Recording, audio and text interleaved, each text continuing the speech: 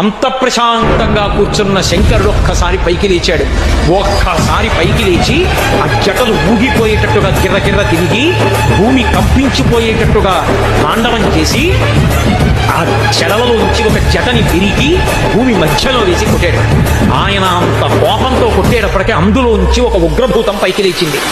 అభ్రంలిహాదభ్ర విభ్రమ ప్రభ్రమ కృణీల దీర్ఘ శరీరమర ప్రజ్వల జ్వలన దీప్త జ్వాలిక జ్వాల జజ్వల్యమాన కేశములు మెరయ జండ దిగ్వేదండ శుంఠావదుర్దండ సహస్రద్యుతిహేతి సంగమప్ప వీక్షణత్రయలోక వీక్షణద్యుతిలోక వీక్షణతతి దుర్నిరీక్షమగుచు క్రకచ కఠిన కరాల తంస్తలు విలుంగ కనకపాలస్తు మలికలు తనరా అఖిలలోక భయంకరుండగుచు వీరభద్రుడు దయించమారట రుద్రుడుగుచు.